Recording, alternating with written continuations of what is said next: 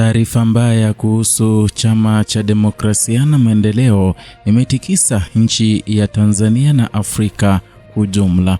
Ujambo na karibu kwa taarifa zetu za Kenyascope, na ikiwa ni siku yako ya kwanza hapa, tafadhali kumbuka kusubscribe. Habari iliyotikisa siasa za Tanzania mwishoni mwa Januari mwaka wa 2026 haikuwa tu ya kukamatwa kwa mwanachama wa chama cha upinzani, bali ni taswira pana inayojitokeza nyuma ya tukio hilo. Mkoani Arusha, jeshi la polisi limemshikilia Frederick Mbwambo ambaye ni mwanachama wa Chadema kwa tuhuma za wizi wa fedha za michango iliyokuwa ikikusanywa kwa ajili ya mwenyekiti wa chama hicho Tundu Lissu aliyeko gerezani akikabiliwa na tuhuma nzito za uhaini.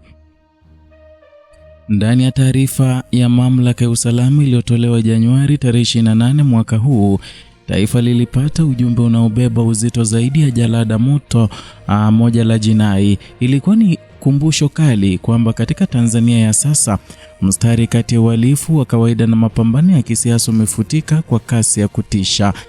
Kukamatwa kwa Mbwambo kuliripotiwa Januari tarehe 27 mwaka huu kufuatia na malalamiko rasmi yaliyowasilishwa na mwananchi anayedai kubaini upotevu wa fedha hizo.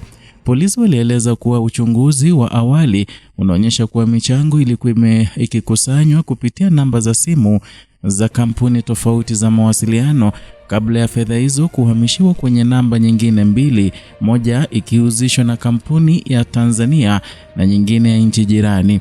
Maelezo haya yaliwasilishwa kama taarifa ya kiufundi ya uchunguzi na amefungua mjadala mpana kuhusu usalama wa michango ya kisiasa, ufuatiliaji wa kifedha na nafasi ya dola katika kudhibiti harakati za upinzani. Na katika mazingira ya kawaida, tuhuma za wizi wa fedha zingechukuliwa kama suala la jinai linalohitaji uchunguzi huru na uwajibikaji wa kisheria, lakini muktadha wa kesi hii hauwezi kutenganishwa na hali ya kisiasa inayowatawala Tanzania. Tundu Lissu ambaye michango hiyo ilikusudia kumsaidia si mtuhumiwa wa kawaida, ni kiongozi wa upinzani aliyepitia historia ya mashambulizi ya kisiasa ikiwemo jaribio la mauaji ya mwaka 2017 na sasa nakabiliwa na kesi ya uhaini, kosa linalobeba adhabu kali zaidi katika mfumo wa sheria za nchi. Kila tukio linalohusishwa na jina lake linabeba mzigo wa kisiasa unaozidi uzito wa maelezo ya polisi. Kwa miaka kadhaa, serikali ya Tanzania imekuwa ikitumia mfumo wa sheria kama chombo cha kudhibiti wapinzani wake. Kuanzia kesi ya uchochezi, makosa ya mtandao hadi mashtaka ya uhaini, mkondo unaonekana ni ule ule wa kuhamisha mapambano ya kisiasa kutoka majukwaa ya umma kwenda kwenye kuta za magereza na mahakama. Na kesi ya Mbwambo inaingia katika muktadha huu mpana, ambapo hata michango ya wananchi kwa chama cha siasa inaweza kugeuzwa kuwa ushahidi wa uhalifu unaodaiwa. Hali hii inatuma ujumbe wa wazi kwa wafuasi na wafadhili wa upinzani kwamba kila hatua yao inaweza kufuatiliwa na kutafsiriwa kwa namna inayodhibiti harakati zao. Historia ya Chadema na dola imejaa mikwaruzo ya aina hii, na tangu chama hicho kilipoanza kupata nguvu zaidi katika chaguzi za miaka 2010, msuguano wake wa vyombo vya dola umeongezeka. Marufuku ya mikutano ya kisiasa, kukamatwa kwa viongozi na matumizi ya polisi kuzuia mikusanyiko ya amani vimekuwa sehemu ya maisha ya kisiasa. Na katika mazingira haya, michango ya chama si tu rasilimali ya kifedha, bali ni ishara ya mshikamano wa kisiasa. Ndiyo maana madai ya wizi wa michango yanachukua sura ya vita na kudhibiti vyanzo vya nguvu za upinzani. Taarifa ya polisi imesisitiza kuwa jalada la shauri limefunguliwa na uchunguzi wa kina unaendelea ili kubaini kiasi halisi cha fedha kilichoibiwa, pamoja na juhudi za kuwatafuta watuhumiwa wengine wanaodaiwa kushirikiana katika mtandao huo. Kwa upande wa sheria, kauli hii inalenga kuonyesha ufuatiliaji wa kawaida wa jinai, na kwa upande wa siasa inafungua uwezekano wa wigo mpana wa ukamataji na uchunguzi unaoweza kugusa wanachama wengi ama wanachama wengine wa chama hicho au watu wanaohusishwa na harakati zake. Katika historia hivi karibuni ya Tanzania, maneno kama mtandao na uchunguzi wa kina yamekuwa yakitumiwa kuhalalisha operesheni pana za usalama dhidi ya wapinzani. muktadha wa kikanda na hauwezi kupuuzwa, kwani Afrika Mashariki imekuwa ikishuhudia mwelekeo wa serikali kutumia sheria za kifedha na usalama wa mawasiliano kudhibiti upinzani.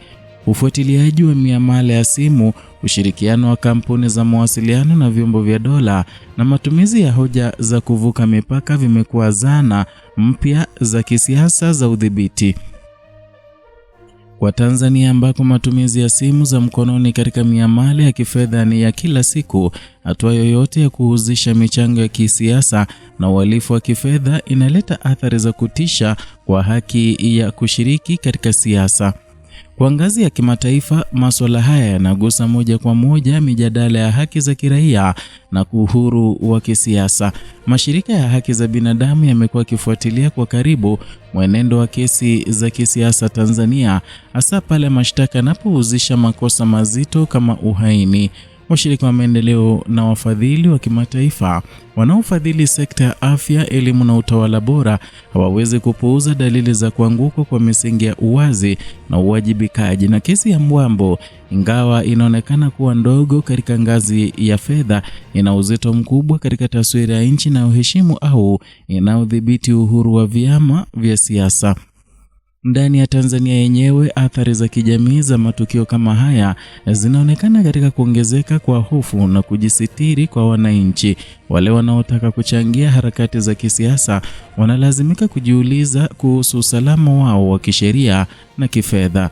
Vyama vya upinzani vinakabiliwa na changamoto ya kuendesha shughuli zao bila kuonekana kukiuka sheria zinazotafsiriwa kwa upana na vyombo vya dola. Hali hii inadhoofisha ushindani wa kisiasa na kuacha chama tawala katika nafasi ya kutotikisika, si kwa sababu ya ridhaa ya wananchi bali kwa sababu ya mazingira yanayoruhusu upinzani kufanya kazi kwa uhuru. Kihistoria, Tanzania imejijengea sifa ya kuwa nchi yenye utulivu wa kisiasa ikilinganishwa na majirani zake. Utulivu huo sasa unajaribiwa na matukio yanayodokeza matumizi ya nguvu za kisheria kama mbadala ya mazungumzo ya kisiasa.